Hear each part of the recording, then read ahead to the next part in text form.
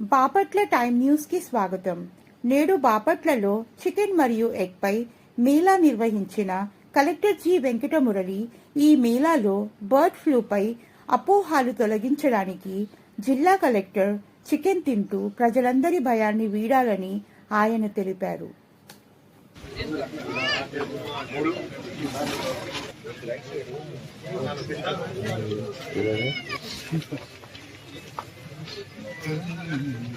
Water bottle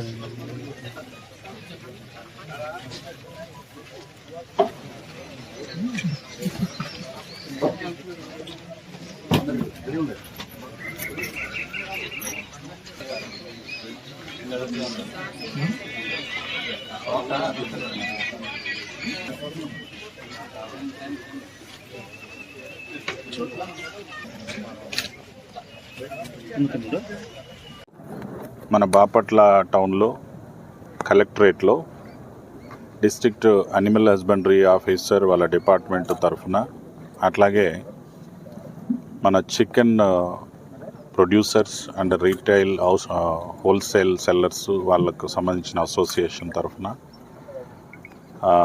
మనము ఈ chicken మేళాలాగా పెట్టుకొని ఇందులో ఆఫీసర్సు, మీడియా, బయట నుంచి వచ్చినటువంటి టౌన్లో నుంచి వచ్చిన వ్యక్తులు అందరం కూడా కలిసి ఒక సహపంక్తి భోజనంలాగా చికెన్ని తినడం అనేది జరుగుతుంది. మరి దీని పర్పస్ ఏంటి అని అంటే, ఇటీవల మనకు దాదాపు 2 నెలల నుంచి వినపడుతున్నటువంటి ఏదైతే బర్డ్ ఫ్లూ అనేటువంటి వ్యాధి వల్ల వేల కొలది కోళ్ళు చనిపోతున్నాయి. ఆ వ్యాధి అనేది కూడా అనేక చోట్ల ప్రబలుతూ ఉంది.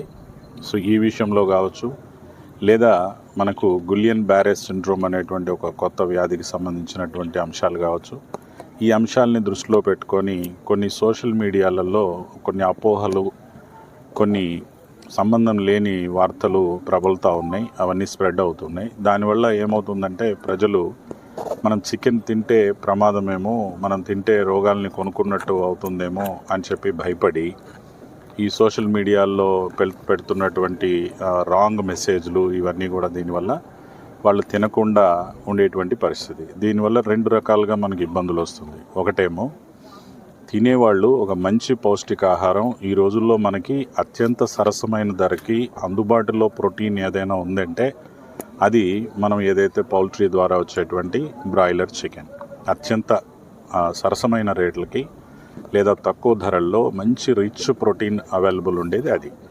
పేదవాళ్ళ దగ్గర నుంచి ఉన్నవాళ్ళ దగ్గర వరకు ఎవరైనా కూడా టమోటాకాయలు ఎలా అయితే ప్రతిరోజు తినేస్తారో అలాగే చికెన్ కూడా తింటున్నారు, తినాలి కూడా, మంచిది కూడా. దాంట్లో ఒక మంచి రిచ్ ప్రోటీన్ మనకు దొరుకుతూ ఉంది. మరి అలాంటి పరిస్థితుల్లో ఈ అపోహల వల్ల ఏమవుతుందంటే, తినాల్సినటువంటి జనాలు, పిల్లలు, పెద్దలు, యూత్ తినకుండా పోతున్నారు. వాళ్ళొక పౌష్టికాహారాన్ని మిస్ అవుతున్నారు. మరొక సైడ్ ఏమవుతుందంటే, ఎవరైతే ఈ పౌల్ట్రీ ఫార్మర్స్ ఉన్నారో, హోల్సేల్ పర్చేజర్స్ ఉన్నారో, రీటైల్గా అమ్మేవాళ్ళు ఉన్నారో, కోడి గుడ్లను ఉత్పత్తి చేసేవాళ్ళు ఉన్నారో, వాళ్ళకు సంబంధించినటువంటి అమ్మేవాళ్ళు, తినేవాళ్ళు, వీళ్ళందరూ కూడా వాళ్ళు ఒకళ్ళ వ్యాపారాన్ని మిస్ అవుతున్నారు. వాళ్ళకు రావాల్సిన రోజువారీ డబ్బులు వచ్చేటువంటి రీటైల్ సెల్లర్స్ అయితే వాళ్ళ రోజువారీ వేజెస్ని కూడా మిస్ అయిపోతున్నారు. సో 2 రకాలుగా ఇబ్బంది వస్తుంది. తినేవాళ్ళు ఒక మంచి పౌష్టికాహారాన్ని మిస్ అవుతున్నారు, అమ్మేవాళ్ళు వాళ్ళకి రావాల్సినటువంటి ఇన్కమ్ని కూడా మిస్ అవుతున్నారు. ఫార్మర్స్ అయితే వాళ్ళు పెంచినటువంటి కోళ్ళు అమ్మకాలు లేక వాళ్ళందరూ నష్టాల్లో ఉండేటువంటి పరిస్థితి వస్తుంది.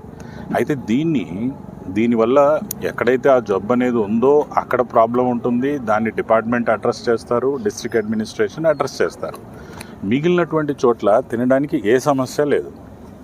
కాబట్టి జిల్లా అందరికీ కూడా ఒక ఆదర్శంగా మేము కూడా తిని చూపిస్తే, జిల్లా అధికారులము అందరము, మీడియా, ప్రజలు కలిసి దీనివల్ల ఏ నష్టము లేదని, ఆ అపోహలు తొలగిపోతాయని చెప్పి పౌల్ట్రీ ఫార్మర్సు, చికెన్ హోల్సేల్ వాళ్ళు, వీళ్ళందరూ వ్యాపారులు, మేము మనందరం కలిసి ఈరోజు తినడం ఏంటంటే ప్రజల అపోహల్ని తొలగించడం.